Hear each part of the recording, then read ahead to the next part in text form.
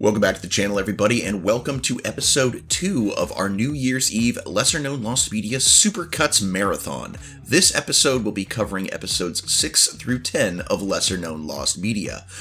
With that being said, let's keep going. Starting us off in the number 1 spot is the film Ice Age, the lost original Don Bluth version of the animated film, early 2000s, existence unconfirmed. You probably are well aware of the Ice Age film series, and you probably also are aware of the fact that it is CGI. But that wasn't originally supposed to be the case. Now, the Ice Age that we all know as the original was made by Blue Sky Studios and distributed by 20th Century Fox, and it came out in 2002. But allegedly, before it was given to Blue Sky, the project was given to legendary animators Don Bluth and Gary Goldman, along with Fox Animation Studios, but they turned down the offer. Well, they denied it, so why would this even be a thing? If the legend states that they denied the project, why would we be saying that there's potentially a lost film? Well, let's get into that. Apparently, Ice Age was not always meant to be the comedy series that it is today. It was, going to be more drama-oriented, a lot like The Land Before Time, and it was going to be hand-drawn, not CGI. So, as Bluth, is legendary for his film The Land Before Time, obviously, that would be the guy you'd want helming this project. Now, at the time, Don and Gary were both working for Fox Animation Studios, and this was around the time that the film Titan AE was finishing production. But you might know, it wasn't as well known a film at the time, but Titan AE was expensive and it was a box office bomb, and it led to the closing of Fox Animation Studios. And since that was the case, it said that Bluth denied the project, and it was eventually picked up by Chris Wedge and Carlos Saldana of Blue Sky Studios. And it has been said that Bluth denied the project because it was decided that it would switch over to CGI, and he has an extreme dislike of CGI because he's, a hand-drawn animator, but there's really no confirmation that this was the case. In fact, there is no direct confirmation that Bluth ever worked on Ice Age. The only things that quote-unquote confirm its existence are trivia pages on IMDb, TV Tropes, and Wikia, and an article on Wikipedia about his unrealized projects. The thing is, all of those sites can be easily edited by randos, so the fact is, the idea of Don Bluth making this film probably got passed around originally, I doubt any work on this ever actually got done, but it would be really cool. I think more important is the idea of a Don Bluth hand-animated Ice Age would have probably been really cool, but again, it's unconfirmed, but I don't think this one exists. But I wish it did. Up next we have Pokemon Pink version. Lost build of cancelled Game Boy role-playing game, existence unconfirmed, late 1990s.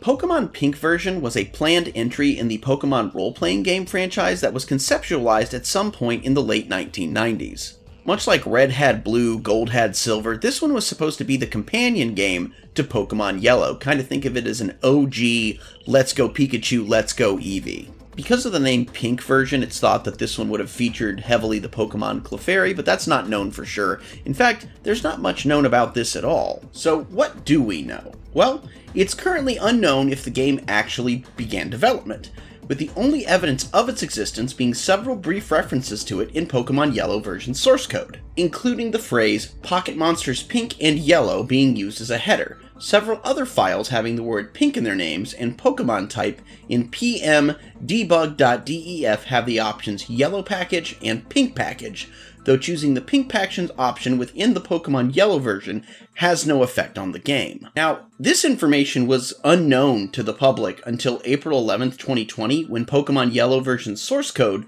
was leaked onto the online image board 4chan as part of a larger Giga leak of Nintendo data. And actually we learned a lot of things about Nintendo Lost Media from this Giga leak. And when this leak happened, people combed through this data, desperate to find anything they could that we didn't previously know about. And after finding these lines of code, there was rampant speculation. Some saying it would have been targeted towards young girls, that it would have featured a female protagonist, which would have been the first female protagonist in Pokemon history. And it was theorized that it would have featured only one starter Pokemon, just like Pokemon Yellow. You know, the candidates being possibly Jigglypuff based on its prominence in the anime, which it also, just like Yellow, this probably would have been based on, or Clefairy, based on a frame found in the Japanese release of the Game Boy camera that features Pikachu and Clefairy stood next to each other. All that being said, Nintendo has yet to acknowledge the game in any official capacity, and it's, other than it might have been an idea to do it this way at some point, it really, we don't have any real information on it or what it would have been. If you want my opinion and what I think happened, I would say what probably happened is when they got the idea to do Pokemon Yellow based more on the anime than on, say, like the manga, they were still in the idea of, well, we're going to need two different games, but they kind of scrapped that when they're like, well, it's going to be backwards compatible with Red and Blue, so we don't really need that. And I think they continued this trend later on with like Pokemon Crystal and Pokemon Emerald, but you know, I don't think they ended up needing a second game that was basically more or less the same story as Red and Blue, but with stuff from the anime thrown in. That just wasn't going to be a good investment. There wouldn't have been a reason for you to buy both. And the whole idea of Pokemon having two versions each time is so that friends will buy, you know, each buy a different version, they'll trade, they'll communicate, but that just wasn't going to be a necessity here. So, while I'm always down for more Pokemon content, I definitely think not making Pokemon Pink would have been definitely a wise decision on Nintendo's part, if that was even their original intent at all. And I honestly do believe at some point it was thought, hey, let's have a companion game, but before they really got to work on it, they were like, yeah, there's no reason to make two of this. Next up, we have Child's Play, the lost 2-hour cut of the 1988 horror film.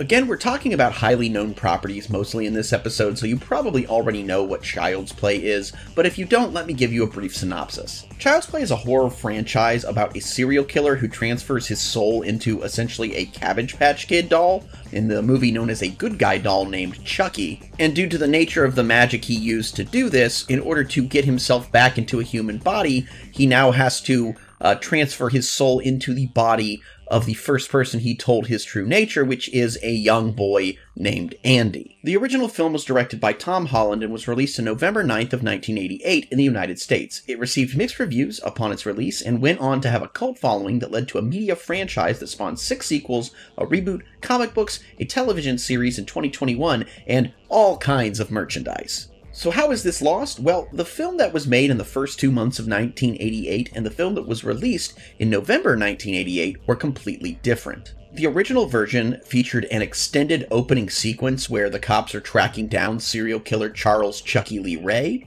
that supposedly involved one of the arresting officers being in drag to try and lure the serial killer out because he stalked women. There were extended scenes featuring Andy and Chucky, and there were even extended shots just explaining how some homeless guy got undamaged toys in a burnt-out toy store that also happened to contain the Chucky doll that was possessed. The film originally had a very different ending too, that features a lot more of Andy setting up traps to try and stop Chucky from getting him. I don't know, very akin to like Home Alone. Also, another very big difference is that Chucky originally had a different voice actor. Now, actor Brad Dourif is the voice of Chucky and has been in every iteration of the character. I mean, it has been a huge thing for him. He was first really well known for One Flew Over the Cuckoo's Nest, where he played a major role, and later even went on to play Wormtongue in Lord of the Rings. But I mean, the bulk of his work has been being Chucky from 1988 even to the current sequels today. Now, Brad also played the live-action scenes of Charles Lee Ray, but for the voice of Chucky, it was actress Jessica Walter, who you may know from Archer, but originally she got cast for this because of her work in the film Play Misty for Me. She had said her performance was inspired both by her character in that film as well as Mercedes McCambridge's performance in The Exorcist, but the problem occurred, according to Holland, that this is why he gives the reason that they got rid of Jessica's audio. I tried to use an electronic overlay to the voice, like a Robbie the Robot kind of thing, because that's how the toys with sound chips worked. Then I tried Jessica Walter, who had been in Play Misty for me. She could make the threats work, but not the humor, so we went back to Brad. So this cut of the film was supposedly 2 hours, and when it was shown to a test audience, it resulted in very negative reactions. And now, if you don't know, most horror films are roughly about an hour and a half. 2 hours is a long time for a slasher film. So they cut 25 minutes from the film, taking out most of Chucky's screen time, which, if you've only seen the later films, yeah, Chucky really you don't see him doing things all that much in the first film up until the very end. You're kind of left wondering, is the doll alive? Is he not? And it's actually, if you don't know what you're getting into, it's a very effective tactic, though now we all know that Chucky is a living possessed doll.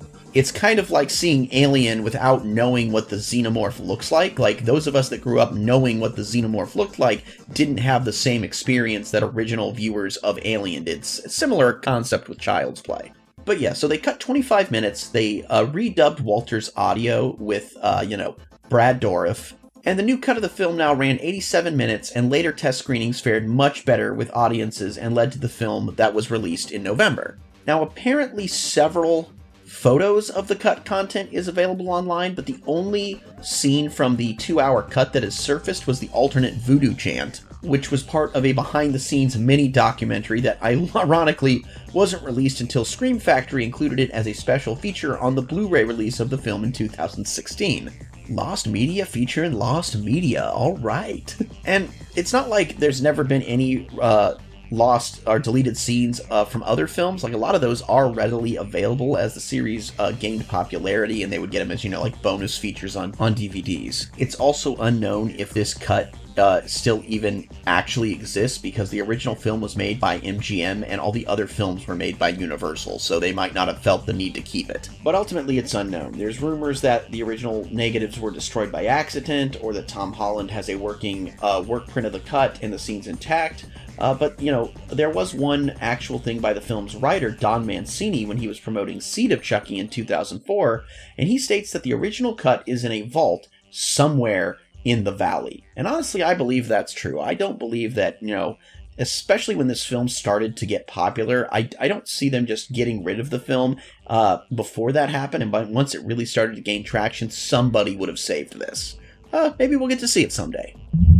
At number 4, we have the Tombstone Thunderbird photograph, which is a lost photo of a cryptid, existence unconfirmed, circa 1890. This is certainly the oldest piece of lost media I've covered on this channel. It might stay that way. I have yet to look at one that is older than this. This is over 100 years old. But one of the things I really love is cryptozoology. And I definitely think when places like the United States were less developed and the westward expansion hadn't really happened, or it had, but things were a lot more remote, I think there were a lot of things out there that we don't have today. So this piece of lost media concerns the Thunderbird, which is considered to be a gigantic bird of Native American legend and mythology. This specific instance, the Tombstone Thunderbird photograph, refers to an ongoing mystery surrounding a possible unidentified bird discovered in Tombstone, Arizona, and described as a strange winged monster in an April 1890 edition of the Tombstone Epitaph. The creature is alleged to have resembled a thunderbird, a mythological creature in Native American culture. Others have described it as pterodactyl-like. According to various reports over the years, it was killed by ranchers, who then proceeded to take a photograph with themselves in front of the bird's corpse nailed onto a wall of a barn. Probably the wall of a barn. Despite many people claiming to have seen the photograph in question, its existence has never been proven, leading some to speculate that it is an example of the Mandela effect. Numerous images have been cited as the alleged Thunderbird photo, with many subsequently debunked. And this is honestly interesting, because it's not like there aren't any Thunderbird quote-unquote photos out there. I mean, first of all, here's what supposedly their photo looked like. As you can see, it's, in front of it's nailed to a barn, and its wingspan is as long as these 5 gentlemen with their arms outstretched standing end to end. So this is a big-ass bird. And here we have this mock-up of a vintage photo. Either it's been photoshopped recently, or this is like a gag postcard of a bunch of like ranchers with like a pterodactyl. And here we have a guy in some museum somewhere standing next to a mock-up of a quote-unquote Thunderbird. So like, it's not like photos of purported Thunderbirds or fake Thunderbirds don't exist. But this photo has eluded people for a while, which is weird because it's not like from the quality of these photos, really, that you'd even be able to go, oh, that's a hoax. Or even give the definitive, oh yeah, that's a real Thunderbird. But yeah, so the original newspaper article stated that 2 ranchers had discovered a winged monster which had been recovering from a long fight. After overcoming their astonishment, they proceeded to hunt the bird via horseback for several miles. While the bird put up a fight, it was eventually killed via several blasts from Winchester rifles. The men measured the creature, determining it to be 160 feet in length and 50 inches in diameter. Its head was around 8 feet long, and its thick wings about 78 feet each in length. It was summarized by the newspaper as resembling a huge alligator with an extremely elongated tail and an immense pair of wings. So already, you know, the supposed photo we have the drawing of, where it makes it look like a giant eagle, is you know, already kind of, the newspaper article makes it sound, yeah, like a pterodactyl. Other newspapers later recirculated the story. They never elaborated on the men that killed the bird, nor mentioned or provided any photographs of the incident. Eventually, the story was forgotten for quite a few decades, and it only rematerialized in a 1963 issue of Saga, not actually sure what that is, but according to its author, the incident was reported in an 1886 edition of the Tombstone Epitaph, so he got the date wrong. He also was the first to compare it to the Thunderbird. The Thunderbird is a mythological supernatural bird in Native American culture. Also, it is the inspiration for the Pokemon Zapdos. It possesses extensive power and strength, including by flashing its eyes to create lightning and establishing thunder simply by flapping its wings. So here's where the part about the photo comes in, as the author, Jack Pearl, also claimed that the mysterious bird was photographed by the ranchers. He described the photo, and, you know, the kind of similar to the one we see up there, only he said it was, the bird had been hauled into town via a wagon and was nailed to a wall with its wings spread out, while 6 men are in front of the corpse, their arms outstretched and touching each other fingertip to fingertip. So already, not only does this drawing that I've shown you before already, it doesn't have the like pterodactyl appearance that the original description has. Also, it only has 5 men, while the article states that there were 6 men. So the problem here is that Pearl's photograph claim contradicts the fact that none of the original story's publications stated that there were any photos, and yet the story would trigger a major revelation, as many people in the decades since have claimed that they have seen the photograph in question. But again, we have a lot of these mock-up photos. It's very similar to the giant catfish postcards that went around for a while. Like, this literally could have been mock-up images for postcards for tourists. I have no doubt that people have seen some kind of Thunderbird photo, but I don't think there's any real way to tell that it was this photo in question. However, there was a researcher named W. Ritchie Benedict who stated that a 1960s Canadian television program showed the image, while other people recalled seeing it in newspapers and magazines like Fate and National Geographic. But again, none of these have been found or seem to exist, which I guess is why people say that it's a thing of the Mandela effect, that maybe there was an alternate universe where that we had this Thunderbird photograph, real or not. Personally, I think the answer to this one is simple. It's that this guy found this old article from an old newspaper and decided to run with it, but a story about some 2 dudes that shot a giant bird and that's it. That's not very interesting. That's not going to get very far with bringing the story back. But if supposedly there's a mysterious missing photo, then hell yeah, now the search is on.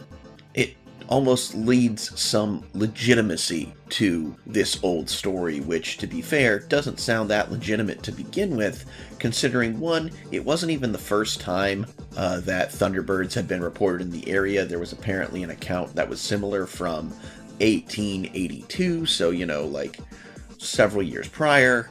And the big thing is that if this photo existed, if it was real, I would almost guarantee we wouldn't need the photo because we would have the body. Because clearly these people grabbed this body, they took it somewhere, whether into town or back to the farm, took a photo of it, you know, pinned up. They had the body. And if you had the body, the actual remains of something like this, of an animal this unknown and this big, you would have kept them. You would have, at the very least, preserved, like, the bones, and you would have had them, you know, on display. And since there's no story, no part of the story says that this ever happened, it leads me to believe that this whole thing is a hoax, and this guy just wanting to bring back this old story for his own benefit and wanting a bit of, like, journalistic clout or whatever, he decided to make up that there was a photo. So I don't think this one's real. Are Thunderbirds real? Maybe, but this photo is probably not, and never was. Alright guys, because today is a special episode, we have an extra special final entry. This one is actually classified not safe for life. Forget work, guys, this one's not safe for the living, and this is said to be due to discussion of the Holocaust, graphic imagery, and other disturbing religious subject matter. So if any of those are triggers for you, please stop listening in 3, 2, 1. Are you still here? Well, if you are, then today's final entry is known as Fake Doomsday, which is a lost Filipino doomsday PSA circa 1992. Fake Doomsday, also known as Hoax Doomsday, are the names given to a certain lost Filipino PSA about the biblical end times prophecy, specifically mentioning the number of the beast. It is unknown who created the PSA or their motives, though given the nature of the ad, it is thought that it is likely a fundamentalist Christian group. Supposedly the ad started with the word rapture, with a date on the bottom of the screen and a picture of Jesus resurrecting in the background. This is followed by a slide of disturbing pictures from the Holocaust, with eyewitnesses describing the people in the pictures as bald, pale, skinny, and some of them being dragged by their necks. Then the number 666 with a black font and an off-white background follows, followed by photos of people with the number 666 on their forehead in the middle to the end part of the PSA. It's said that the ad ends with a picture of Jesus Christ floating, resurrecting in Galilee, and the PSA has ominous background music and a voiceover with, "This is a paid advertisement," shown on the bottom part of the screen throughout it. Now, the commercial exclusively aired on IBC-13 during top 10 movie trailers of the week in early 1990s, presumably 1991 to 1992, along with PSO Sinosila commercial, which is in and of itself a lost Filipino commercial for a government owned and controlled corporation of the Philippines that is mandated to do fundraising and provide funds for health programs. Now, it's not fully known what the purpose of this PSA was, with some speculating that could be a fake ad made by people just to shock unwitting viewers. Others speculate that it came from a fundamentalist Christian organization who sincerely believed in millennialism, which is based on an ancient Zoroastrian concept that each 1,000 years, the Earth ends and is reborn. But yeah, so apparently somebody just made a super creepy doomsday ad specifically for the Philippines, and it played very briefly, and there's apparently only all that's left of it are people's memories of it. Now, I guarantee you somewhere there is somebody in the Philippines who had a VCR who just happened to have taped this, and that they have a copy of this without even knowing that what they have might actually contain 2 pieces of lost media. So, you know, that's why I'm making this kind of this lesser known series, because the more we get out these lesser pieces of lost media to and make public awareness of them, the higher a chance we have that somebody's going to go, "Oh shit, I have that. People are looking for that." And, that's why it's important to make stuff like this, instead of just talking about, the popular pieces like a lot of YouTubers do. Alright guys, first up we have the Famicom Cycle, which is a lost display unit for the Famicom circa 1988. Now as you know, the Famicom is the original name of the Nintendo Entertainment System, the original NES. And the Famicom Cycles were a display unit for the Famicom which was used in Japan. It was developed by Nintendo in cooperation with the Kansai Cycle Sports Center, which was a bicycle theme park in Kawachinagano, Osaka, and 10 units were installed in 1988. Pedals were used to control the games, and the 3 games, including F1 Race, could be played. However, the unit was removed after 2009, and its current whereabouts are unknown and lost forever. In addition, the Kansai Cycle Sports Center had another display unit, the Kirin, also known as the Micom Cycle, developed in conjunction with Nintendo, which was installed in 1989, but has since been removed and lost as well. Kirin seems to have had the original game built in, but it is unknown what kind of game it was. So, you know, it's kind of amazing that there would be this, like, completely unique Nintendo peripheral setup display that would be on site in a theme park from 1988 until 2009, still running the same old NES games, and when they finally took it down, it wasn't like auctioned off or it wasn't put in a museum. Like, it's just gone. I think that's absolutely insane. I think this still has to exist somewhere. There's no way they just, like, threw this out. And while the Lost Media Wiki states it is lost forever, I gotta believe this is in storage somewhere, and someday someone will find it. Because it would be unthinkable to me that a unique piece of Nintendo media that was around until 2009 would just be, you know, pitched. And I actually did just look this up now because I was curious. Yeah, this place, the Kansai Cycle Sports Center, is still operational, meaning that it's not like it closed down and all their stuff just got tossed in a bin somewhere. This setup, this rig still exists, I am sure. Up next we have Agartha, a partially found build of a cancelled Dreamcast survival horror game, 1998 to 2001. Agartha was a game that was going to feature a human protagonist named Kirk and presented a single-player horror survival adventure story. During the winter of 1929, in a Romanian village that was partially destroyed by a landslide that occurred during a mysterious earthquake, a subterranean city exists called Agartha. This is where evil is being kept prisoner and is desperate to escape. Kirk, the human hero, will encounter a series of characters from villages, the living dead, fanatics from an evil sect, monsters, demons, soldier monks, priests, archangels, and the Sentinel, who is the ultimate personification of evil. As Kirk, you can decide to save as many innocent people as possible or to trigger the arrival of chaos on Earth. As Kirk's morals waver between good and evil, this ambiguity changes the aims of the adventure and the narration of the story. From this plot synopsis, it can be derived that the player would have had to make moral choices, bringing the game's narration to different conclusions. The role, emphasis, and implementation of combat is unclear, but an online capability was mentioned featuring death matches or team play modes. The name of the game is a reference to a city which, according to esoteric literature, resides in the core of planet Earth. Now, this game was commissioned and funded by Sega. Development was started by a French developer called No Cliché, which was acquired by Sega in 1997. Creative direction was done by Frederic Reynal, a pioneering figure in the establishment of the horror survival genre, and who made the influential Alone in the Dark series.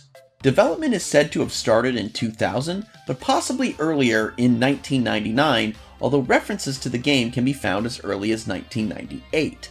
A gaming press occurred in 98, and it compared the style of the game would be contemporary to, would be similar to the Resident Evil games. The game was really first presented to the industry at the Electronic Computer Trade Show 2000, along with small development screenshots and the aforementioned, the pre-mentioned plot synopsis. Small screenshots provided with the press release depict a snow-covered setting. The once slated release for late 1999 had been moved until sometime in 2001. The move release date coincided with Sega's decision to discontinue the production of the Dreamcast, because on January 30th, 2001, Sega announced that no more Dreamcast consoles would be manufactured. Games that were already in development at that time were supposed to be brought to completion. However, in spite of that announcement, Agartha never reached that stage of development. No Cliché stopped development, and as per the order of Sega Europe, and ceased to exist soon after.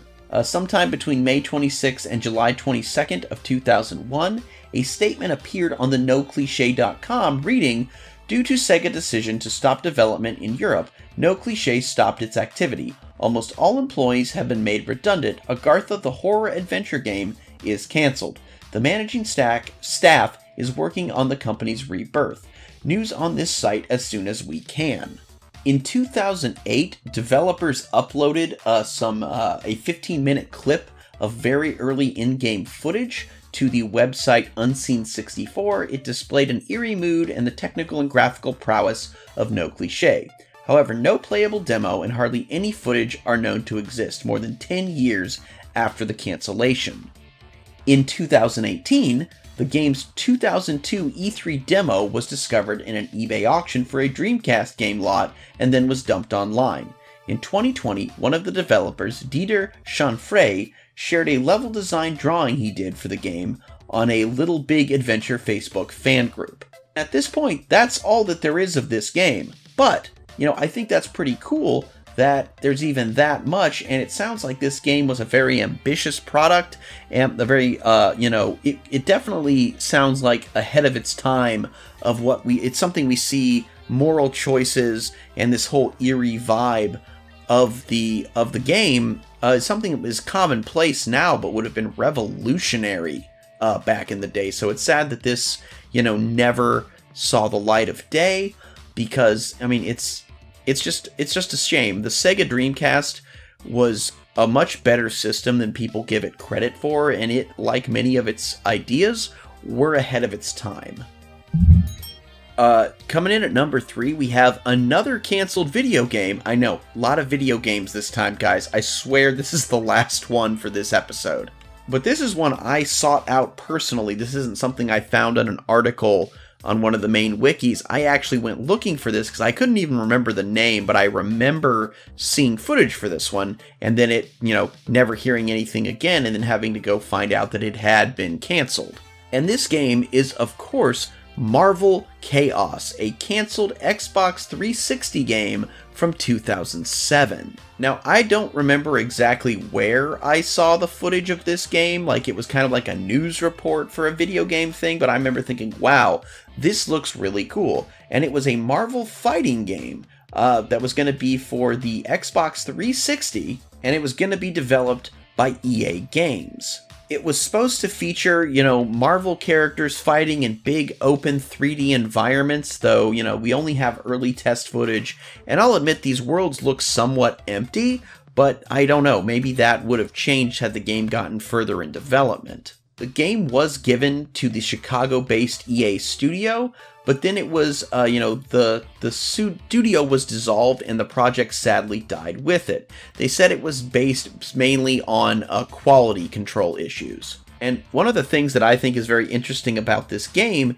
is that even early on, it was hard. Marvel had a hard time using its lesser-known characters, they were afraid to. But supposedly not only would this game feature popular characters like Juggernaut, Captain America, Hulk, Spider-Man, Doctor Doom, it would even have US Agent, who is one of my favorites. But yeah, while this footage looks a little dated by today's standards, it definitely looks like it was a very ambitious project, but I think ultimately they just weren't able to figure out how to do it properly, and that's ultimately why we never got this game. And as far as I know and have been able to find out, no playable demos or builds of the game have been released or dumped online, and that's really sad because I would have loved to have played this. I mean, we have had some great Marvel games since then. We've had the Ultimate Alliance series, we've had Spider-Man, but what we have not really ever had is an open-world fighting game featuring Marvel characters, and I definitely think that Marvel Studios should definitely look into this again, especially considering how popular Marvel has since become since 2007. Alright guys, finally moving away from the video games in this episode, we have Shabu, the lost Filipino anti-drug PSA, existence unconfirmed, from the 1990s. Now, if you're at all into lost media, you probably already know about the lost Japanese PSA of Hitogata. But from what I've looked of this could be essentially the Philippines Hitogata, and here's why.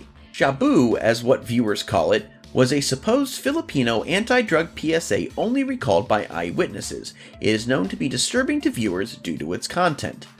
The commercial starts off with a black background and a white human-shaped cutout made out of styrofoam. The cutout slowly dissolves from a liquid dropping from above, supposedly an acid. After the figure fully dissolves, the word Shabu, the Filipino word for methamphetamine, was shown above it. While an ominous background music builds up, there is said to be no voiceover of the ad. So yeah, already this is very much just like a white human-shaped figure. It's some kind of PSA. It's kind of creepy and disturbing, and that's kind of an interesting idea, especially because it does seem somewhat similar in imagery to Hitogata. The said PSA supposedly aired only on IBC 13 during anime and tokusatsu shows around 6 to 7 p.m. and around in the afternoon. The PSA was claimed to be aired throughout the late 80s and the 1990s, but one eyewitness claimed the PSA started airing in 1986 or 1987. The PSA hasn't yet resurfaced and remains lost to this day. And that's kind of interesting, considering this thing was supposedly run for several years, and they even kind of know when it supposedly showed up. But from what I've seen with the last couple of videos, is that the Philippines has a ton of lost PSAs, and I am certain that somewhere somebody has a VHS or Betamax or whatever of this that has it taped off of television, and it's just about, letting people know that we're looking for it, and then, one day we will find this. And again, the fact that I haven't seen it called this, but just from the description I read, I'm calling it the Philippines Hitogata, and it's like, yeah, this one definitely seems along a similar vein of a lost PSA, but it seems like I feel like we might be able to find this one, and while everyone else is off looking for, the Japanese lost media, there's other lost media in parts of the world that we can find, and again, that's the whole point of these videos. I definitely want to get the word out and help, maybe somebody has this somewhere. So this volume's piece of not safe for work lost media is The Hungry Duck, lost footage of strip performances from Russian bars circa 1999 to 2013. The Hungry Duck was an infamous club in Moscow, Russia that existed from 1999 through 2013. It was known for the unique strip performances where the performers would strip audience members nude on stage. Now, despite this, there were still rules that had to be followed. 1. Only volunteers were allowed to be stripped nude on stage. 2. If an audience member clearly does not wish to be disrobed anymore and isn't just naturally nervous, the member is dismissed and another is invited on stage. And 3. The genitals of the performer and the audience member were not allowed to touch physically. Alright, seems pretty straightforward. Now, this was very controversial. These rules helped negate many of the controversies and negative press surrounding the club. Rarely did an audience member find that things were taken too far, and even when it was in the case, many instances were thankfully settled with an apology and without action from the law. Despite the rules, however, many accounts claimed that the audience members were trying to push the limits. Some members tried to push performers into have full-out sex with them on stage. Some of the accounts also say that some of the performers went along with it. However, all actual evidence has yet to be found. So the Duck took many publicity videos, and other amateur videos also exist. These publicity videos are easily available online. However, many of the more wild amateur ones have notably disappeared. Viewers often recall seeing videos of performers breaking the rules and getting full-out sex acts involved on stage. There are also apparently a few publicity videos involving female performers stripping down male performers that have been removed allegedly because they were taken too far. An unknown compilation video of all the surviving performances also floats around the internet at 87 minutes long. The rest have yet to surface. However, many both amateur and publicity videos have been found on various porn sites. So this one, I just kind of think it's kind of neat because, you know, it's definitely a unique concept for a strip club. And while I'm sure if we found all the videos, the quality would be debatable at best, until such a time that all the videos are found, people are going to speculate at just how out of hand or breaking the rules things got because of just the kind of the infamy, and this story seems like it's kind of just grown into this legend where, you know, I'm sure people have told stories of the Hungry Duck where, you know, a full-out orgy broke out on stage, or, you know, I mean, anything. I'm sure people told stories about this place, and the tale got even bigger each time it was told. It's one of those things that the reality will probably not live up to the legend, but again, as long as the legend exists, the search for the actual content will continue. At number 1, we have Big Brother, lost build of cancelled PC game based on the 1984 novel, circa 1998. Big Brother was a video game developed for the PC by American company MediaX sometime in the late 1990s. It was based on George Orwell's novel 1984. It was to be a sequel to the book set in the first-person perspective, and it was showcased at E3 1998 and was originally given a fall 1998 release date.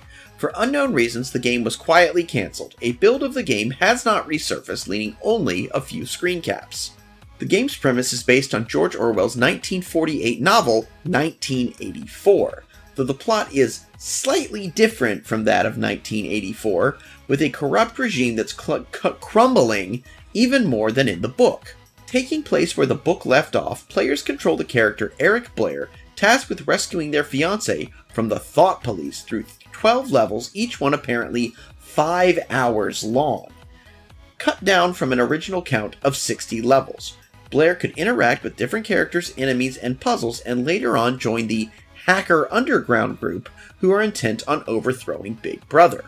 The published information in Next Generation magazine describes Big Brother as an adventure game that uses a modern interface, real-time graphics, advanced facial animations, and environmental puzzles to deliver a fresh experience in a fatigued adventure genre of the late 1990s. The game was set in the first-person perspective. Big Brother was developed by MediaX. They had bought the rights to use the Big Brother name to make a game in its universe. At that point, the company was 2.5 years old, and this was their first game. The game was first announced in a press release on May 28, 1999, saying it would release in late summer to early fall. MediaX described the game as a combination of the detail of Riven into a real-time world of Quake. Company president Nancy Portner told GameWeek that they had planned to keep the original content development, marketing, and distribution in-house to reduce costs. They had also said the game was 70% complete. The game was also said to be based on a design by Douglas Gayton. As to the availability of the game, Big Brother was showcased at the 1998 E3 trade show and expected to be released in September of 1998 with a $29.95 retail price. The game won Best Interactive Product and from CD-ROM Entertainment at the 1999 Satellite Awards. However, Next Generation magazine seems to be the last time Big Brother or MediaX was ever mentioned. The release date was later scheduled to the first quarter of 1999.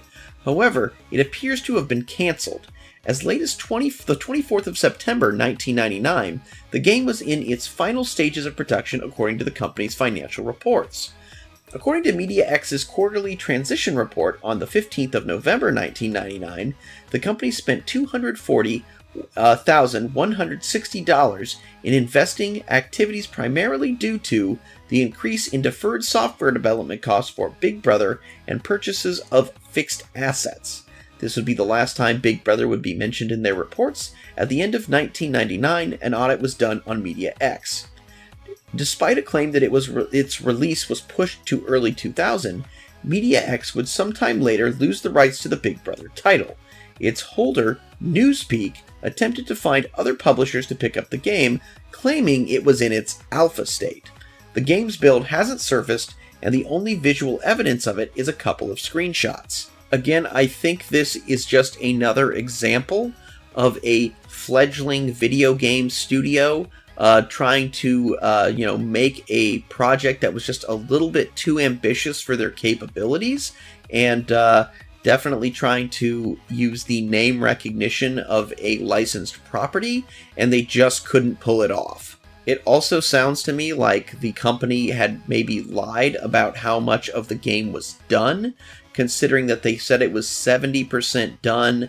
Then after, there was an audit on the company, after they kept having issues with it, and then later on the owner of the rights to Big Brother said that the game was in an alpha state. So, I definitely think this is one that it was a great idea, but I don't think that this company, Media X, was bit off more than they could chew. I don't believe this game ever really existed in a fully playable state. But hey, Big Brother is watching, and if this is out there, maybe we'll find it.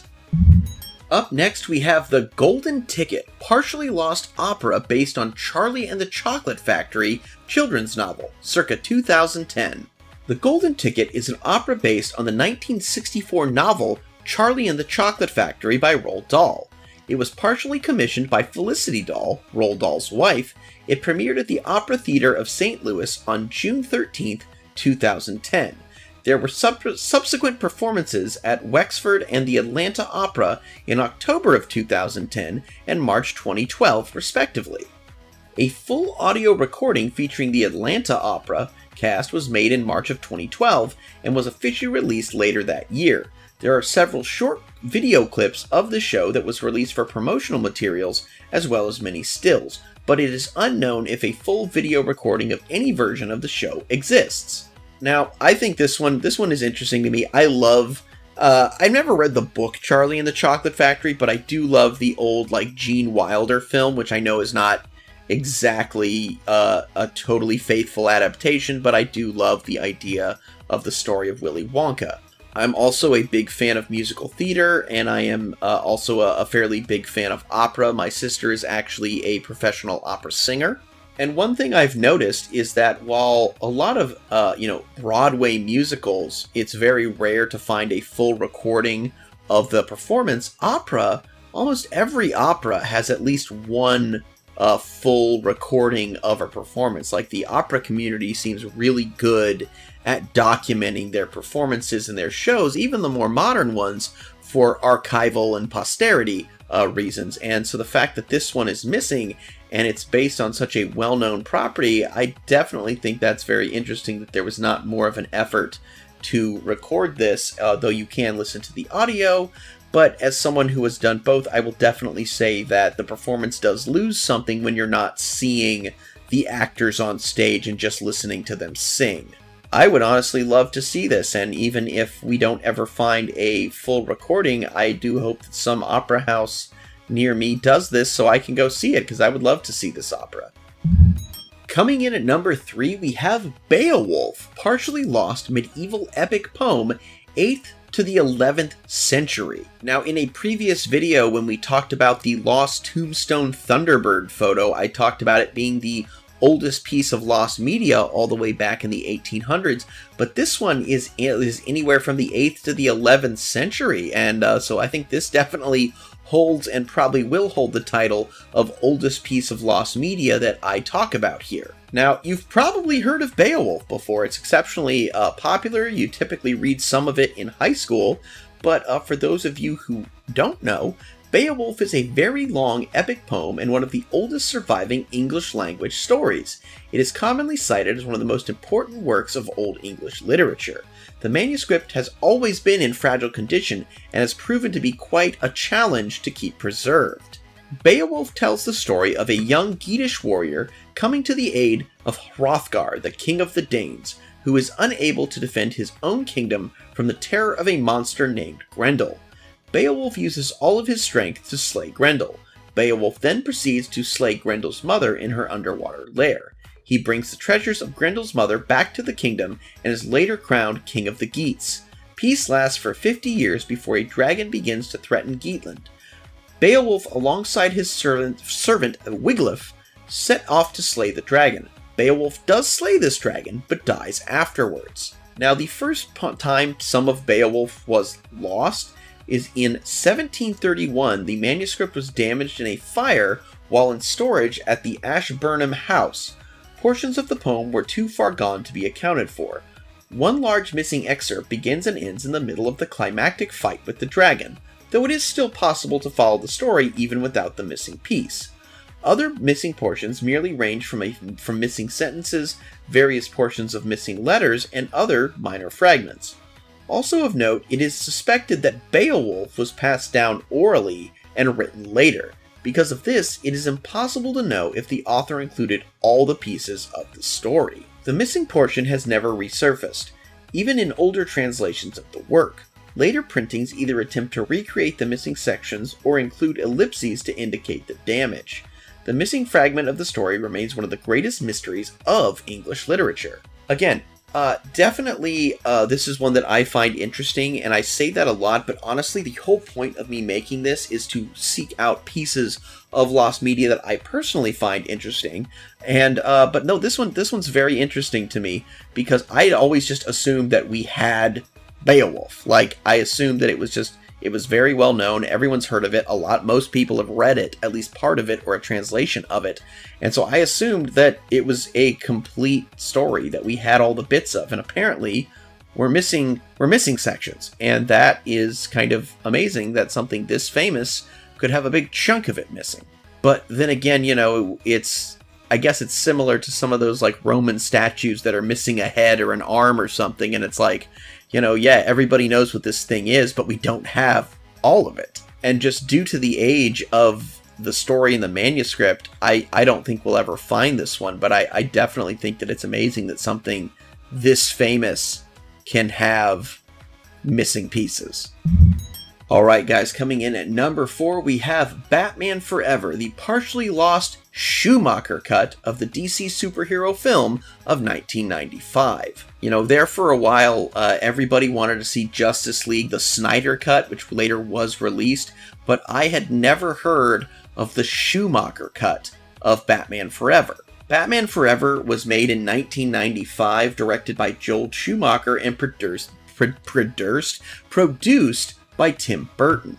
It was a standalone sequel to the 1992 film Batman Returns, and introduced the character of Robin into this Batman film franchise universe. The film follows Batman as he defeats Two-Face and the Riddler, and is aided by his new sidekick Robin. Now, one of the things about this film is it took a drastic shift in tone from Tim Burton's Batman Returns and Tim Burton's Batman, because those films were dark and violent and really not safe for kids. I remember my parents making me hide my eyes while watching those first two films, but, you know, Batman Forever was basically a kid's film. So Tim Burton was still involved with this third film, but he didn't direct it, and there was a reason for that. So the previous film, Batman Returns, had made $150 million at the box office, but Warner Brothers wasn't totally happy with that number, and other companies who had worked to promote Batman movies, such as McDonald's, didn't like the direction of Batman Returns and were not willing to sell merchandise for Tim Burton's third movie. Instead, Warner Brothers asked Joel Schumacher to direct a more family-friendly version. Now, it has been confirmed by Warner Brothers that Schumacher at first filmed a much darker version of the film, probably closer to Tim Burton's. They have said that they have this film, but they have no plans to release it anytime in the near future. So basically, there are a lot of deleted scenes that are in this cut. Like, there's a scene where you find Two-Face has escaped from Arkham, and he's, bound and gagged his guard. Well, apparently in this version, he kills his psychologist, writes Batman must die in blood, and escapes the asylum. And a lot of these deleted scenes are just more violent, more bloody, extended versions of scenes we already got in the movie. Apparently this cut is 170 minutes long, but despite a few deleted scenes being shown on a DVD special edition, a lot of this still remains lost, but it has been confirmed by Warner Brothers and DC that it does exist, so maybe one day we'll get to see it.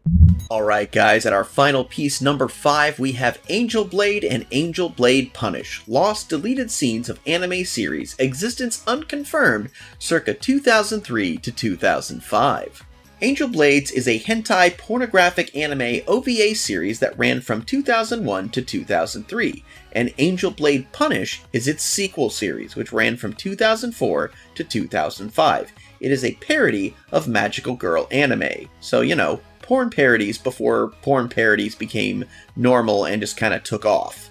Now, as for the lost piece of media, promotional artwork exists for the third and final episodes of both series that appear to be screen caps of cell animation, but these scenes in question were not present for their respective episodes.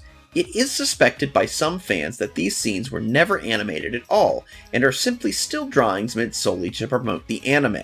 Now, I know I criticize a lot the idea that there are people out there that are desperate to find what is just essentially dated, probably a product of its time cartoon porn, but, I definitely, on the other hand, I get it. The whole point of this series is all about lesser known but interesting lost media. There is so much lost media out there. Some of it we've probably never heard of, never will hear of. But the idea is, why is something worth looking for? Like, what made people look at these stills, which I can't show you, that you can find them on the Lost Media Wiki, but I can't show them here for obvious reasons. What made people look at these, images of cartoon porn and go, I need to know if there is a bigger, more complete version of these cartoons out there? And ultimately, the answer to that question is very simple, is that if you're a fan of something, you're never going to consider that you have enough content. As long as you're a fan, you're going to want more content. If content becomes oversaturated, you might stop being a fan. But as long as you are a fan, you're never going to be like, okay, we've had enough. This is enough Star Wars movies. This is enough Grand Theft Auto games. This is enough cartoon pornography. No, if you like it, you're gonna want more of it. And because there's a hint that there could be more out there, these fans are gonna want to find it. And I respect them for that. As to whether or not there are, cut animated scenes of this, I don't know. But I know that, much like our previous videos, lost strip club footage, as long as it hasn't been determined one way or another, there are going to be people looking for it, and they're not going to be happy until they find it. And to those I say, happy hunting. I salute you. Our first entry today is the soundtrack for The Adventures of Buckaroo Banzai Across the Eighth Dimension, a partially lost film soundtrack from 1984. I'm just going to start this entry by saying that I absolutely love this film. It is definitely a B sci-fi movie from the 80s, a product of its time, and I love it. But if you're unaware, The Adventures of Buckaroo Banzai Across the Eighth Dimension is a 1984 film starring Peter Weller, Jeff Goldblum, Christopher Lloyd, Clancy Brown, and John Lithgow, with the main score composed and performed by Michael Boddicker. The film details the efforts of Dr. Buckaroo Banzai, a physicist, neurosurgeon, test pilot, and musician, to save the world by defeating a band of interdimensional aliens called Red Lectroids from Planet 10. Premiering on August 15th of 1984, Buckaroo Banzai completely crashed at the box office, making less than half of its budget. The film was quickly forgotten, along with other failures such as Rock and Rule, which I don't even know that film, but now I kind of want to see it. There was a slow resurgence in popularity by the mid-1990s, ran by a small majority of fans that still remember the film, along with its soundtrack by Michael Boddicker. Boddicker is well known for his work with Michael Jackson, Lionel Richie, and Olivia Newton-John. Though the director had many offers from various labels, it became too late to make a choice by December, as the film had already lost what small publicity it had. The scarcity of the soundtrack became a subject among many die-hard fans, who attempted to create their own bootleg versions. The bootlegs, being old and likely created by those without the best equipment, are extremely low quality. As of this writing, none of the original tracks in the film's score have been released in their entirety, officially or by any leaks. It only exists within the film itself. Currently, the highest quality attempt at a soundtrack is an edit from the audio track to a copy of a 5.1 mixed version of the film. So yeah, this is just a story of a little film that apparently couldn't, but you know, some people do remember it fondly. It is a pretty schlocky B film, but that's what I love about it. And the music is pretty great. I don't want to get a copyright strike, so I will just go ahead and link a video of the end sequence of the film in the description that actually has a fun little instrumental number that I get stuck in my head all the time. But if you've never seen this movie or heard the music from it, I highly recommend giving it a watch. I mean, where else can you watch a film where RoboCop, Mr. Krabs, and Jeff Goldblum dressed as a cowboy team up to defeat interdimensional aliens played by Doc Brown and Lord Farquaad? Like, there are hundreds of B movies that, other than just being somewhat of a small entertaining watch, have nothing interesting to say about them, and yet this film that nobody remembers has an oddly all-star cast, and the music was made by someone who has worked with some of music's greats, so I definitely feel like we deserve a full soundtrack from this film. And if you haven't seen it, go watch it. This is a great film, and maybe hopefully someday I can have a copy of the soundtrack in an official form in my collection, and so can you. Up next, we have Overwatch First Strike, which is a partially found, canceled graphic novel from 2016 based on the game from Blizzard Entertainment. So, you've probably heard about Overwatch, one of, the most popular first-person shooter multiplayer games on the market today. And, I mean, I played a little of the original one. It's not really my thing, the big, Battle Royale first-person shooter stuff, but people love this game. Doesn't matter if it's my thing, people love this game. And like a lot of people, I was really, really excited for it when it was first coming out, mostly due to the cinematic trailers they put out that painted this huge, bigger story of a world where this group Overwatch had kind of been like a more competent version of Team America World Police, and that they had been, forced to disband, and now they were kind of coming back due to the resurgence of some of these, super-powered terrorists. But despite that initial marketing campaign, Blizzard seems almost unwilling to expand on the actual story of this world that honestly has literally nothing to do and there is no even trace of it in the gameplay. Like, the gameplay is all battle royale. It doesn't matter, whether you're playing as a bad guy or good guy. You're playing with, people on both sides, and during the actual gameplay, there's literally no story to this game. And yet they have all this lore and all this backstory, and they continue even with the new game coming out to make these absolutely amazing cinematic trailers. But they're not. They don't have a cartoon. They don't really let you explore what is, in all honesty, and at a conceptual stage, a really fascinating world. Which brings us to this entry. Overwatch First Strike was a cancelled comic based off the successful 2016 game Overwatch. It was supposed to be a 100-page licensed graphic novel made by Dark Horse Comics, written by Mickey Nielsen and illustrated by Ludo Lullaby. The comic was originally planned for a digital release in November of 2016, with a hardcover release sometime in 2017. The comic was supposed to be about Overwatch, the elite international strike team that was assembled to save humanity. It was also supposed to reveal the origins of Jack Morrison, Gabriel Reyes, Anna Amari, Torbjorn Lindholm, and Reinhard Wilhelm, years before the game during the Omnic Crisis. Again, these are things that in the game and in the the promotional material, painted this big world in crisis, and then it has nothing to do with the gameplay. It was oddly not seen at BlizzCon in 2016, November 4th through November 5th, which led people to speculating about its cancellation. These theories were confirmed on November 19th, 2016, when the lead writer at Blizzard, Michael Chu, posted this on the Battle.net forums. Hey everyone, I wanted to let you know that we have decided to cancel the release of the Overwatch First Strike graphic novel. While we are grateful to the team for the fantastic work they put into it, we've ultimately decided to take the story in a different direction. The original idea for the graphic novel dates back to the early days of the game's development and came from our desire to tell the story of the founding of Overwatch during the Omnic Crisis.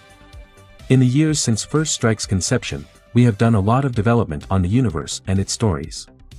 While the core of this story remains, we have changed and expanded upon how we see the events that took place during the first days of Overwatch. So, for now, the early adventures of Gabriel Reyes, Jack Morrison, Anna Amari, Reinhard Wilhelm, Torbjorn Lindholm, and more, wait for another day. But we know that this is a story that you are excited about, and it's one we still plan to tell. I'd like to thank everyone for the enthusiasm, passion, and support you've shown towards the Overwatch universe. We have a number of stories in development that will delve deeper into the world and its heroes, and we can't wait to share them with you in the coming months, Michael. So as of November 20th, 2016, 3 pages of the comic have been released to the public with no text. It is unknown if they will be used anywhere or if the rest of the pages will ever be released. So yeah, you have this game that is hugely popular, and the company that made it spent a lot of time, money, and effort building this greater lore around this game, and then just honestly not using it anywhere. And the one piece of media that they made that would have, actually told you at least a kind of prequel story to the world this game takes place in, got canceled. And I am of the idea that while this game has certainly been hugely successful, so they've done something right, it is criminally underutilized in the idea of telling a story based on what is honestly a very interesting concept and a series of lore. So who knows, maybe someday we'll get, they'll release more of this comic, maybe we'll get a completely different comic, but as of this point, this comic remains lost. Up next, we have K. Lumbo, Lost Kmart Safety Video from the 1990s. The video K. Lumbo, possibly titled K. Lumbo Safety is No Accident, was a Kmart safety video and Columbo parody created circa the early 1990s. If you are unaware, Columbo was a detective show where the titular character was played by actor Peter Falk and basically featured a detective who pretended to kind of be a bumbling idiot, but who was actually incredibly intelligent and always solved the case. Now, according to former Kmart employees, the safety video starred a Peter Falk type actor as a detective named K. Lumbo, K for Kmart as opposed to the traditional C, who investigated the safety protocols of Kmart employees. In 2006, a former employee remembered the video covering shrinkage prevention. So there may have been more than one of these videos. Confirmation that this safety video existed comes from the 2001 court case of Torres v. Kmart Corp., where Part 7 of the lawsuit claimed Kmart did not act in accordance with the safety requirements set forth by Kmart Corporation for wet floors in safety video known as K. Lumbo. And Part 8 stated that Kmart did not act in accordance with safety requirements set forth by Kmart Corporation for wet floors in safety video known as Safety is No Accident. There is a minor contention over if K. Lumbo and Safety is No Accident are one film or two. The court document references the titles interchangeably, however both titles are described as having identical purposes and content. So yeah, there's apparently a fairly well-made, well, I don't know if it's well-made, they don't state that, but there's an interesting idea for a safety video that is just lost. It's even listed in a lawsuit, but nobody has the video itself. Honestly, I have to believe that somewhere in all of the court documents for this lawsuit, if they're going to directly reference this video, there is a copy of it somewhere, but as of right now, no copy is known to exist and no copy is available, and Kmart isn't even a store anymore, so I don't know if we'll ever find this one. Any Columbo or Kmart fans out there, get on the case. Pun intended. At number 4, we have McDonald's Archie Dancing advertisement, lost commercial from fast food franchise from the early 1960s. So you've probably heard of McDonald's. You probably know their most famous mascot, Ronald McDonald. You may even know one of their previous mascots, Speedy. I actually just bought a Funko Pop of this guy. But one I was not aware of was Archie. Archie was a McDonald's mascot who appeared throughout the early 1960s for the fast food chain McDonald's. The character would predate other McDonald's mascots like Ronald McDonald by several years. Sometime in the early 1960s, like between 1961 to 1963, Archie would be featured in a commercial where he would be dancing around a McDonald's countertop. This commercial has been confirmed to exist from a plaque at the oldest operating McDonald's in Downey, California. The existence of Archie is documented through a scattered collection of memorabilia from gift bags to pin badges to toys from early proto-Happy Meals. He was introduced as a replacement to the older mascot, Speedy, sometime between 1961 and 1962. A commercial would then be produced featuring the mascot, a first for the fast food chain. So not only is this a piece of missing McDonald's media, this is the first ever McDonald's commercial is missing. Sources are disputed as to the exact year the commercial was reduced. Vlog footage from the aforementioned McDonald's, recorded by YouTuber user Adam the Woo, shows an informational plaque stating circa 1963. The plaque would state that the contents of the commercial had Archie dancing around a McDonald's countertop. Archie would of course go on to be replaced by Ronald McDonald, who first started appearing in TV advertisements in the mid-1960s. By 1965, one source suggests discussions to officially retire Archie were underway. Since then, the supposed commercial featuring Archie has fallen into obscurity and has not been seen since. Now, the Lost Media Wiki has a Discord user who messaged McDonald's customer support via email with a McDonald's representative responding to the message. Thank you for contacting McDonald's and for your interest in one of our commercials. I'm sorry that we're unable to honor your request for a commercial. Every year, McDonald's local and national advertising agencies produce thousands of commercials that are viewed all around the world. Unfortunately, we do not have a video library that contains copies of all McDonald's commercials that were produced. Again, please accept our apologies for not being able to accommodate your request. We hope to have the opportunity to serve you in the future. Giselle, Customer Satisfaction Representative. And due to this response, it is unlikely that McDonald's still has the commercial in its possession. And honestly, that's very sad. Don't blame McDonald's. There was a time when people really didn't think that there was a need to preserve these things for posterity. They had no idea in 1961 that McDonald's was going to go on to be this massive, international hamburger empire. Things like VHS recording TV from, onto tape didn't exist. People didn't realize that, people weren't going to want to go back and rewatch these TV episodes. TV was kind of a thing that you might tune into and you'll see some commercials or see a show and then you won't watch it again. This is from 60 years ago, when the idea that people were going to want to save everything that has ever been on TV just wasn't a concept. So I think, sadly, the only way we will ever find the original McDonald's commercial is if one of the local affiliates that aired it still has a copy somewhere in their archives. And again, considering that at the time, archiving all this footage just wasn't seen as important, and therefore I don't really think that somebody saved a commercial from some random hamburger joint all the way back then. So I would love to one day see this, but I feel like it's unlikely. And our final piece today is Cleopatra, Queen of Sex, partially found English sub and dub of Osamu Tezuka erotic anime film, early 1970s. Cleopatra is a 1970 Japanese anime erotic science fiction thriller film directed by the godfather of anime himself, Osamu Tezuka, known for creating Astro Boy and Kimba the White Lion. Little is known about the film's plot to non-Japanese audiences, but according to its IMDb page, it is a semi-pornographic science fiction film where three people from the future are spiritually sent back in time to relive the era of Caesar, Mark Antony, and Cleopatra. where they are most likely to stop a plan in the past made by an enemy in their time that seeks to cause damage in the present. The film had several sex scenes, nudity, and extreme violence are fairly common. Rare at the time in Japan, back when hentai and animated gore were still unpopular,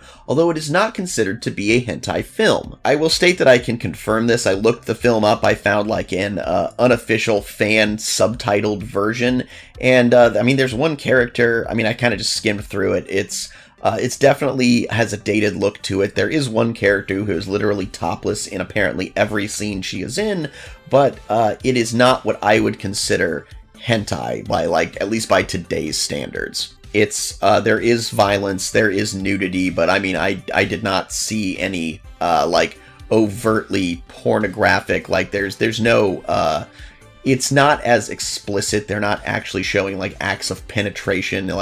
It's more akin to just being a sex scene in a live action, a non-pornographic movie than it would be this is a piece of porn. But it is a little weird to see these elements in a cartoon style that is from an era where we really just don't think those kind of films really were around. As for the English translation, when it arrived for a very short period in the US on April 24th of 1972, it received the title of Cleopatra, Queen of Sex, with a self-applied X rating not submitted to the MPAA. Now, please understand that this does not mean it was rated XXX, which is something that the porn industry later kind of gave themselves as ooh, we're better than, we're more hardcore than X. The X rating is just something given to any film that has not submitted itself to the ratings board. Now, they can give the rating of X, or you can just be look, I'm just going to give myself the X rating, which means it won't be shown in most theaters, but it's I'm not going to take the time and pay the money to have this, submitted to the ratings board, which, a Disney movie that doesn't want to submit itself would be given an X rating. Let's say Mary Poppins didn't want to submit itself to the ratings board in this day and age. It would be given an X rating even though it's Mary freaking Poppins, y'all. But, so it's again, it's not saying that this is an overtly pornographic film, just that they didn't see the need to, give themselves over to the ratings board for their judgment. Because even though it is kind of tame by today's standards, a gory, nudity-filled cartoon would definitely have gotten an X rating anyway. The subtitled versions that were released to English-speaking countries are said to be lost and have not been found. However, the Japanese version can still be found on YouTube, awaiting to be subbed most likely by fans. Again, this is the version I found. It is doubtful if it was ever dubbed. However, some references to a dub can be found, but are most likely unconfirmed to be real, or the dub was cancelled due to the film being very unpopular. The non-subbed Japanese version is available to be seen on YouTube and most other websites. As years pass by, they were slowly taken down, and once again put back up or re-uploaded. It is unknown if the reasons behind the removals are some kind of copyright issues or due to the pornographic/nudity sequences, which are against YouTube's terms of use, which is I've been very careful to not have those scenes playing during this segment. However, on June 18th, 2018, a DVD was released featuring Cleopatra, Queen of Sex. The film has not yet been uploaded anywhere, but a trailer from the people releasing the DVD has been uploaded. In 2020, Discotek Media announced a Blu-ray release of the film with English subtitles. So we have since gotten some subtitled versions officially of this movie, but the dub still remains lost if it even existed at all. Now you might be thinking I'm about to go into my normal spiel of it's an old nudie cartoon, who cares, but no, that's not what I'm gonna do. Now, unlike Angel Blade from the last video where I said, hey, this is a series people love and they're always gonna want more content, this I actually think does have some significance in the grand scheme of the history of animation. This movie was made at a time where adult animated films outside of short porno cartoons in Europe were unheard of. This was the same era where Fritz the Cat was released in America, and it also was oh my god, this is a cartoon with nudity and sexual themes. Where are the happy dancing animals?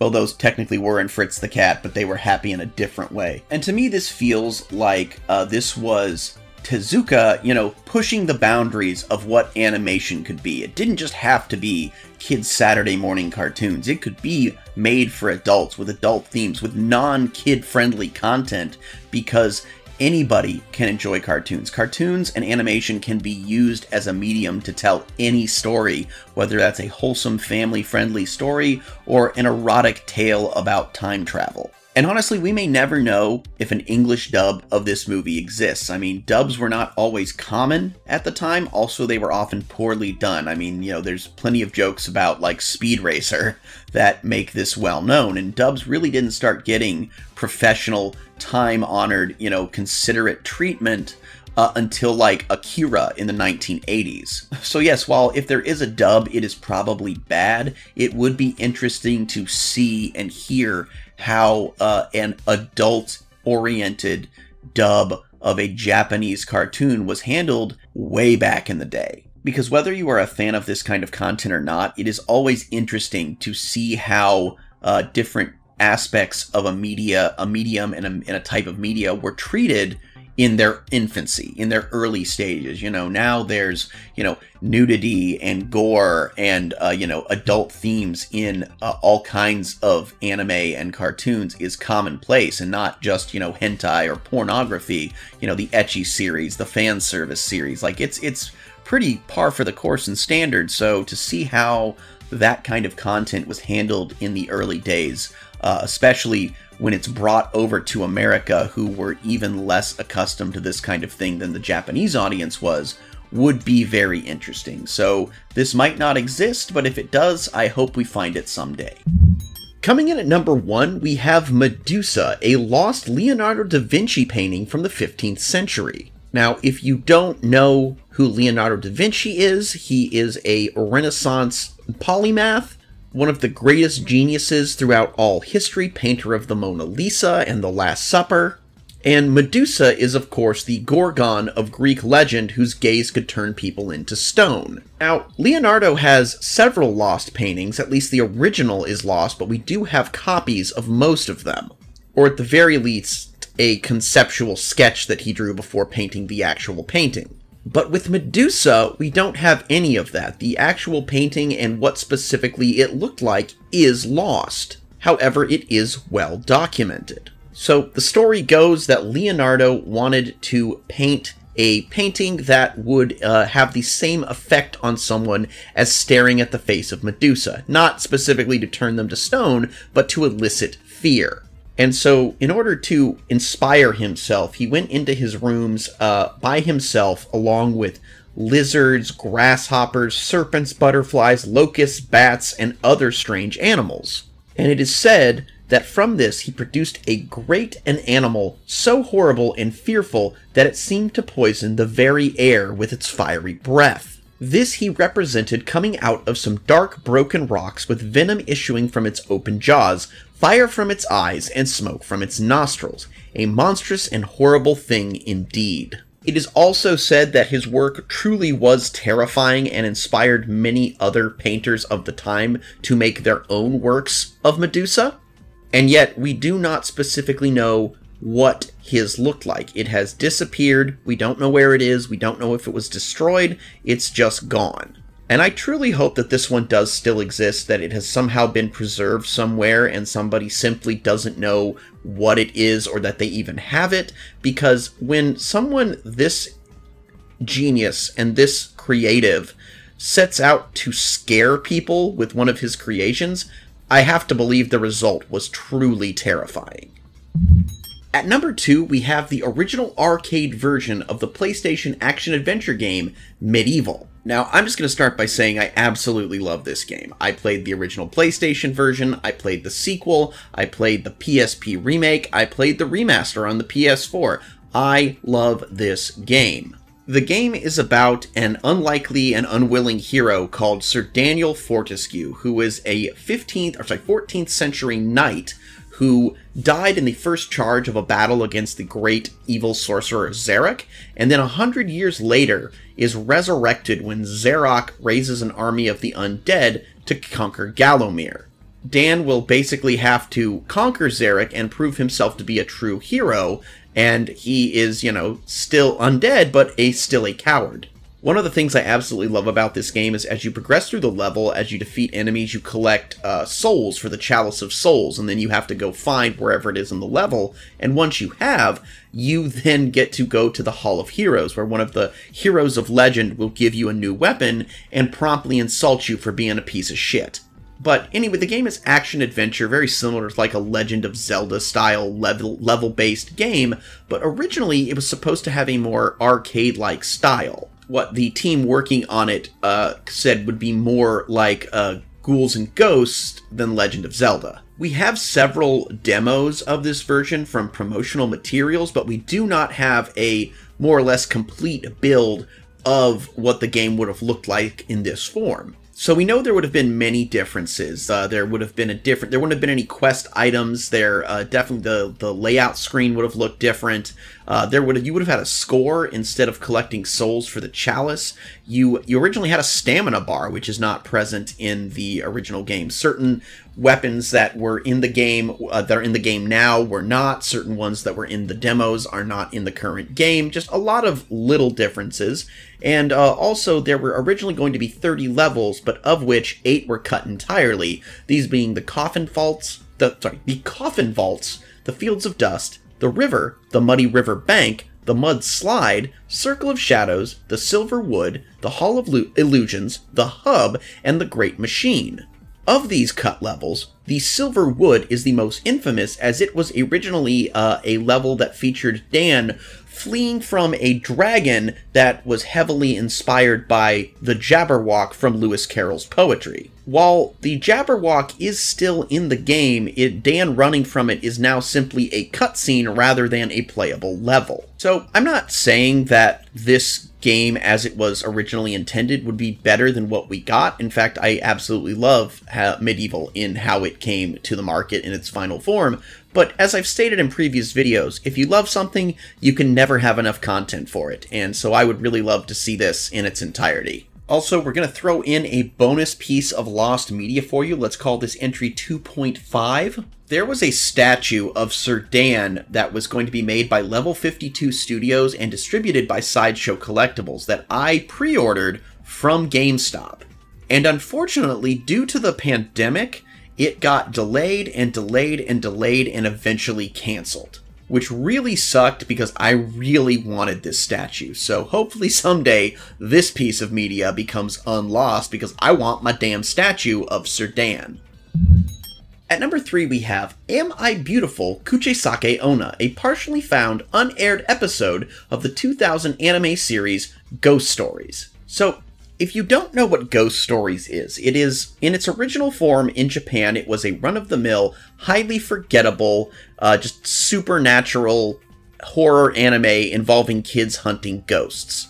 But the thing about this one that makes it so special is whether you are a filthy dub watcher like myself, or you are a purist who only listens to Japanese and has subtitles, or maybe you don't even need subtitles, this is an anime that you must watch the dubbed version.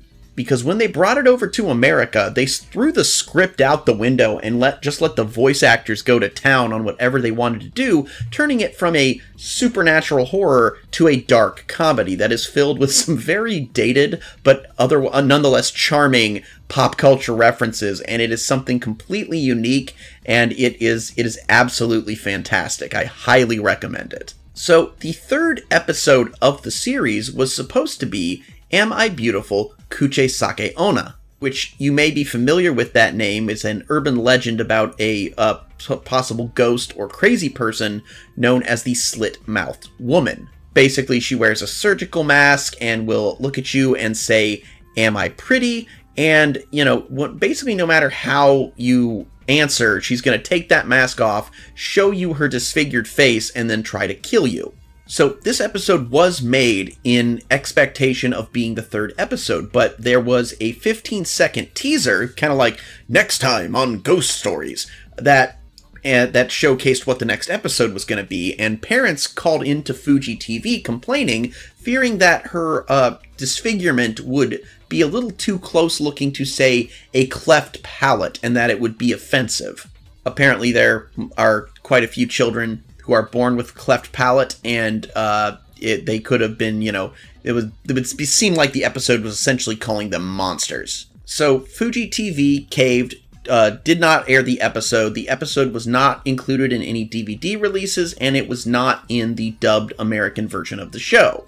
It is unknown if Fuji TV even still has a copy of the episode, as it has never been seen, though we have found part of the original script as well as some concept art of Kuchisake Onna that was auctioned off along with other concept art from the show. Now, I really don't care about the Japanese version of this being found. Like I said, the show was very run-of-the-mill, it was very generic, highly forgettable, but what saddens me is that the American cast never got a chance to just have a go at this one. I'm sure it would have been absolutely hilarious, and if this video is ever found, if the people from this show are still in the business, could you please have a reunion and record your own dialogue for this one, because I would love to hear that. At number 4, we have King Koopa's Classic Cartoons.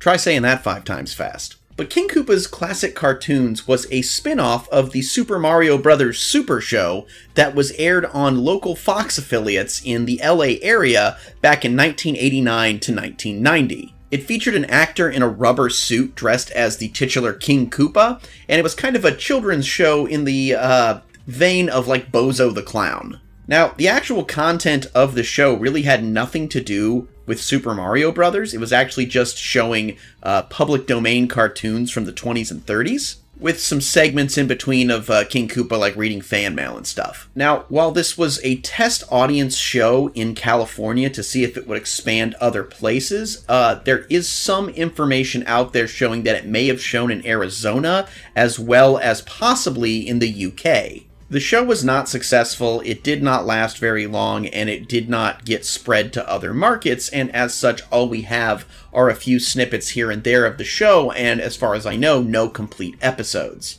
It's just some weird, dumb kid show, but again, if you're a fan of Super Mario, you probably would love to have yet another thing to add to your Super Mario collection. Even as obscure as this one is, I am surprised that it is lost with how popular Super Mario is, as well as the fact that this was aired during a time where home VCRs were a thing and VHS recordings were definitely going on. And just considering that just the LA area, how many people live in that area, somebody has this. This is on a VHS cassette in somebody's attic or basement just waiting to be found, and they probably haven't thought about it since the 90s. But I have hope that we will find this one someday. So our final one is a treat. It is not only not safe for work, but it is considered not safe for work and not safe for life on the Lost Media Wiki for its talk about excessive gore, violence, and sexual content. We are talking about the original cut of Hellraiser, the 1987 body horror film. Hellraiser was written and directed by writer Clive Barker based on his 1986 novella, The Hellbound Heart. The basic plot of this movie is that a woman named Julia is trying to resurrect her dead lover Frank by luring men to her house, seducing them, killing them, and then feeding their skin to Frank's partially reanimated corpse. Frank is in this state, having escaped from the demonic Cenobites. Meanwhile, Julia's stepdaughter Christy is trying to prevent Frank from resurrecting, as well as trying to steer clear of the demonic Cenobites who have come to this world trying to get Frank back after he escaped from their clutches. This movie has a very strong theme of that there is a link between pain and pleasure, and it views things like torture and sadomasochism as essentially erotic in nature. So it was a very controversial film even after it was edited, but it is critically acclaimed. People love it. It has spawned a huge series of far less successful films. But there were definitely a lot of cuts because as much of a trip as this film is, it was supposed to be even more brutal. A lot of the cuts were, cutting down on the gore and the violence. Some of the murder scenes were shortened or cut altogether. There was one of the most infamous scenes being Frank being ripped apart by chains by the Cenobites is definitely a really, really gruesome scene that was apparently longer in the original cut. One of the weirder cuts is that there was a sex scene between flashback, like a flashback sex scene between Frank and Julia that was cut because apparently there were too many thrusts to simulate butt sex, so anal. Basically, the MPAA told Clive Barker that the first 2 thrusts were perfectly fine, but the third one was where it got obscene. So apparently, having some stamina during your butt stuff is just right out, but letting a man get ripped apart by chains, perfectly wholesome family fun. Beyond the sex scene, Barker has stated that for most of these cuts, he actually agrees they make the film better, so it is unlikely that we will see the original cut anytime in the near future, though apparently as far as the availability of the deleted scenes, there is apparently a German cut release of the movie that has the extended chain ripping scene because they took footage from a flashback that had more of the scene from Hellraiser 2 and used that to like fill in the gaps. Personally, I think the film is plenty gruesome just the way it is. It is a classic, but again, if you're a fan of Hellraiser, I'm sure you'd enjoy being able to see some other scenes, or if you're a fan of butt stuff in your horror movies. And that's going to do it for episode 2, everybody. Stay tuned. Episode 3 is coming up next.